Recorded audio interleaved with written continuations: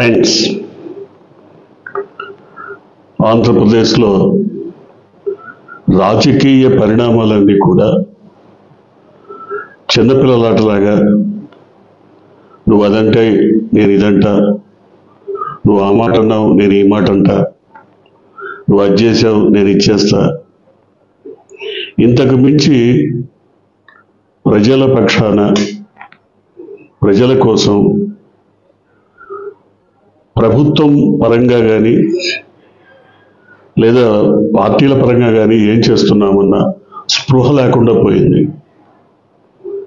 ఎంతసేపటికి మాటల తూటాలు పేల్చుకొని పరస్పరం వాగ్బాణాలు సంధించుకొని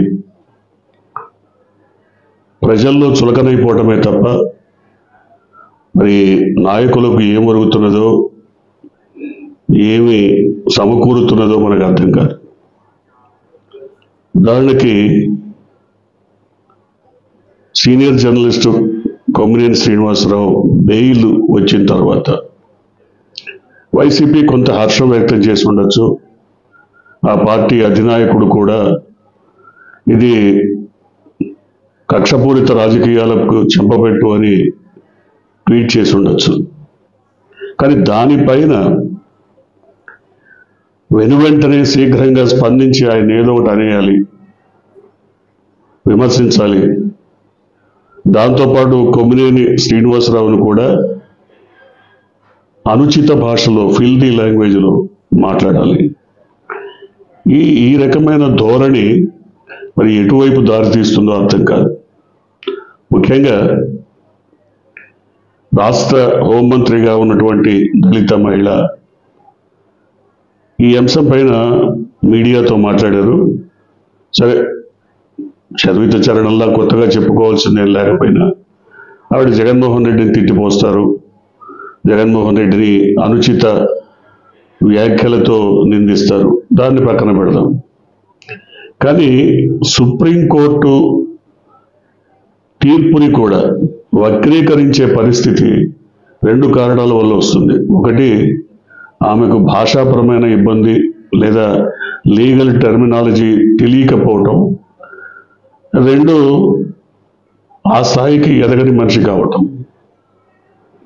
అంటే మరి ఎదగని మనిషి అయితే హోంమంత్రి దాకా ఎందుకు తీసుకొచ్చారు అంటే అది ఆ పార్టీ అధ్యక్షుడి ఇష్టం, ఆయన ఇష్టాయిష్టాలపైన ఆధారపడి ఉంటుంది.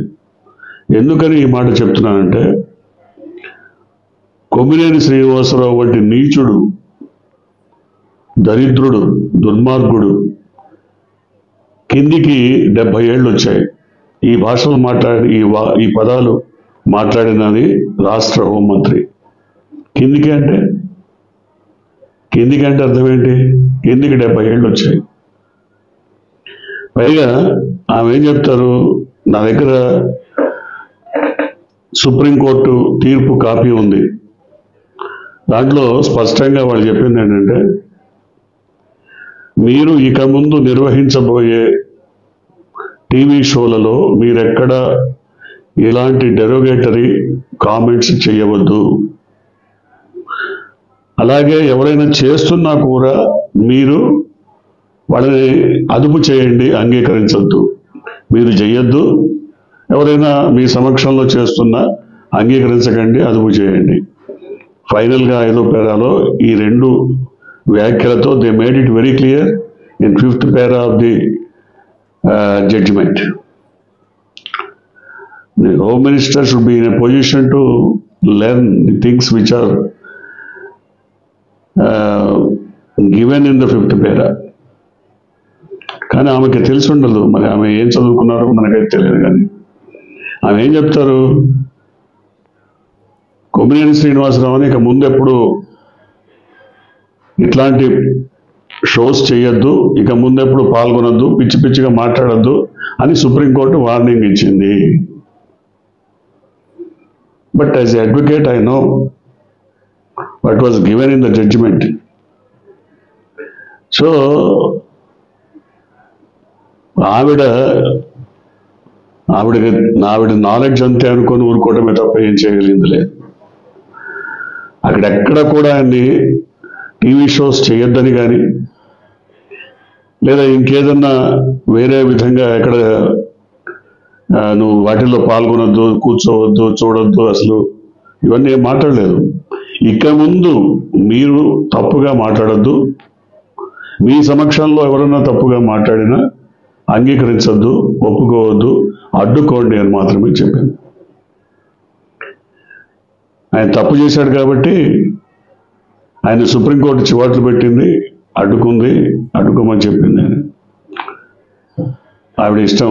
ఎందుకంటే ఏం మాట్లాడినా 2-3 కార్డ్స్ ఉంటాయి. 1 దళిత కార్డు, 2 టీడీపీ, 3 మంత్రి కార్డు.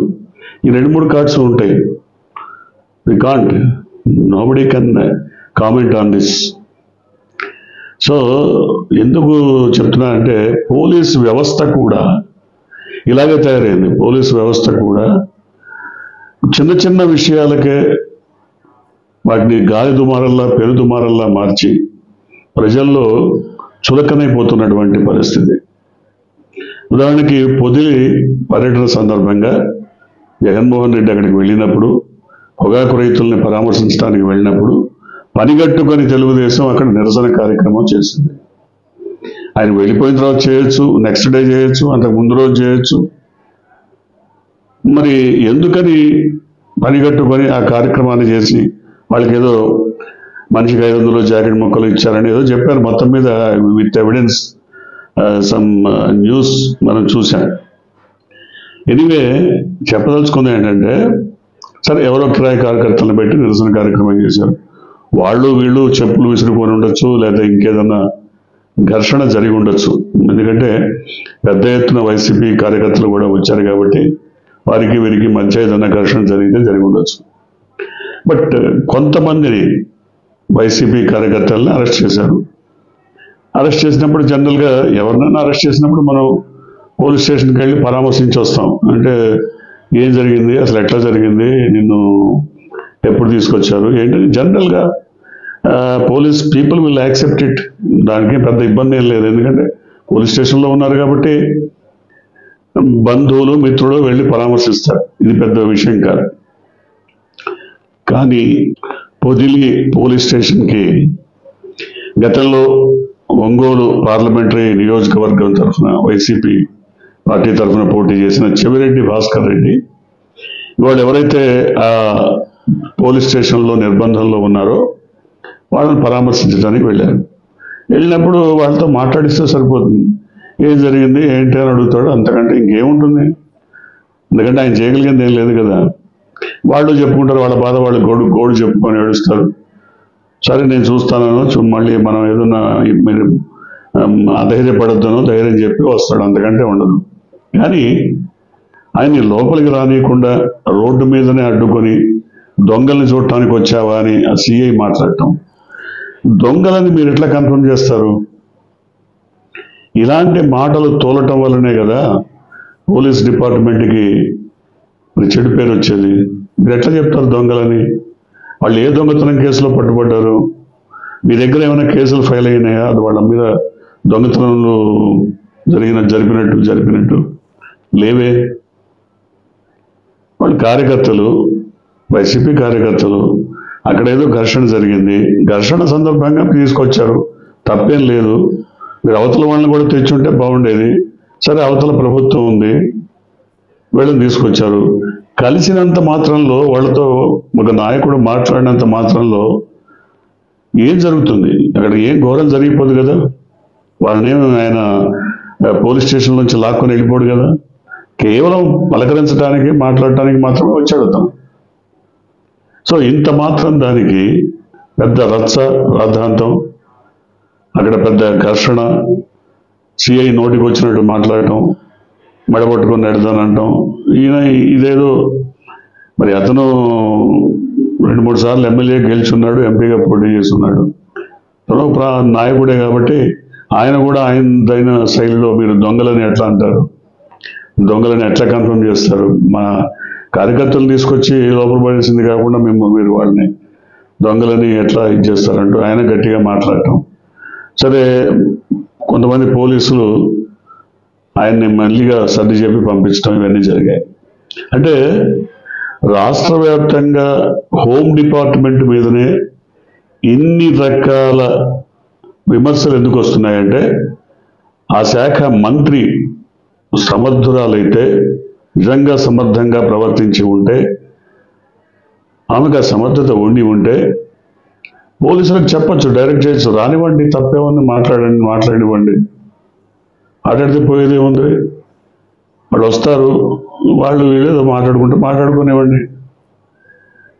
ఇదే కాదు, మొన్న కూడా కొమ్మినేని శ్రీనివాసరావుని అరెస్ట్ చేసినప్పుడు వాళ్ళు అడ్వకేట్ పొన్నవోలు సుధాకర్ రెడ్డి కానీ, వేరే భాస్కర్ రెడ్డి కానీ, మిగతా వాళ్ళు ఎవరు, జనరల్గా ఒక నిందితుడిని మీరు పోలీస్ స్టేషన్కి తీసుకొచ్చినప్పుడు అతని అడ్వకేట్తో మాట్లాడుకోవడానికి కాన్స్టిట్యూషనే పర్మిషన్ ఇచ్చింది, పోలీస్ పర్మిషన్ కాదు.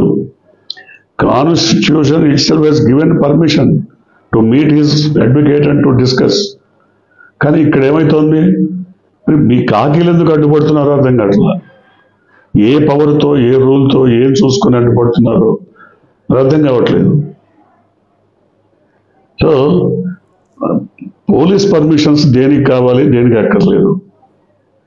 మరి వీటిని ఎవరు స్క్రూటినీ చేస్తారు? ఒకవేళ ఇట్లాంటి ఇన్సిడెంట్ జరిగినప్పుడు దీన్ని హయ్యర్ అఫీషియల్స్ దృష్టికి తీసుకెళ్ళినప్పుడు పోలీసులకు చెప్పాలి కదా, ఇది తప్పు, మీరు ఇట్లా చేయకూడదు, అనుచితం. ఒకవేళ వస్తే రానివ్వండి, మాట్లాడినివ్వండి, వాళ్ళ అడ్వకేట్ వస్తే మాట్లాడినివ్వండి అని చెప్పాలి కదా. ఇంత సామరస్యపూర్వకమైన వాతావరణంలో జరగాల్సినటువంటి చిన్న చిన్న విషయాలని కూడా రచ్చ చేసి వీటిని భూతద్దంలో చూపించి ప్రజల దృష్టిలో ఏం సాధించాలనుకుంటున్నారు? సగటు ప్రజానీకం దృష్టిలో మీరేంటి హీరోలు అయిపోవాలనుకుంటారా? దీని ద్వారా హీరోలు అయిపోతారా? చాలా కష్టం. ఎందుకంటే ఇంక చెడు పేరే మూటగట్టుకోవడం, చెడే వస్తుంది తప్ప ఎక్కడ దీని ద్వారా ఒక హీరోయిజం బయటపడేటువంటి అవకాశం ఎక్కడ లేదు, ఉండదు కూడా.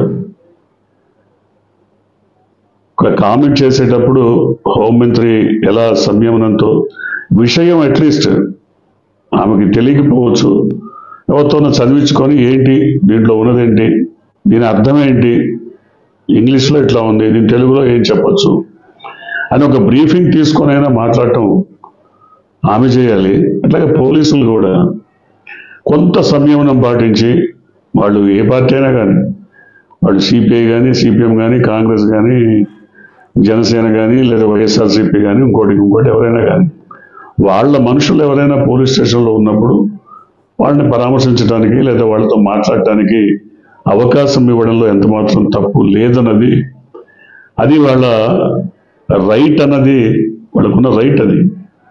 దాన్ని గుర్తెరగాల్సినటువంటి అవసరం ఎంతైనా ఉంది. చూద్దాం మరి ఇక ముందైనా. మనం అనుకుంటాం ఫ్రెండ్లీ పోలీస్ కావాలి దేశంలో కానీ, రాష్ట్రంలో కానీ, ఫ్రెండ్లీ పోలీస్ ఉండాలి, లేదా పోలీస్ సంస్కరణలు అని మనం చాలా తరచూ చెప్పుకుంటాం. మరి ఆ సంస్కరణలన్నీ ఏమైపోతున్నాయి, ఎక్కడ పోతున్నాయి? పోలీసులు కూడా ఏ పార్టీ అధికారంలోకి వస్తే ఆ పార్టీ తరఫున ఈ విధంగా అనుచితంగా ప్రవర్తించడం సమంజసం కాదు. నిజానికి నేను అనుకుంటా పోలీసులు తప్పేం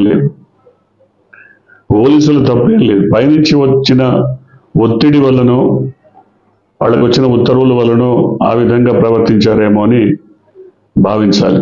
చూద్దాం మరి మునుముందు ఇట్లాంటివి జరగకుండా హోంశాఖను పూర్తిగా ఎక్కడికెక్కడ ప్రక్షాళన చేయాల్సినటువంటి అవసరం ఎంతైనా ఉంది. ఆ మేరకు ప్రభుత్వం చర్యలు తీసుకోవాలని భావిద్దాం. మీరు కొత్తగా కనుక ఈ ఛానల్ని చూస్తున్నట్టయితే, మీరు ఇప్పటివరకు మన ఛానల్ని సబ్స్క్రైబ్ చేసుకున్నట్టయితే వెంటనే ఛానల్ని సబ్స్క్రైబ్ చేయండి. వెంటనే వీడియోని లైక్ చేసి షేర్ చేయండి. బెల్ ఐకాన్ని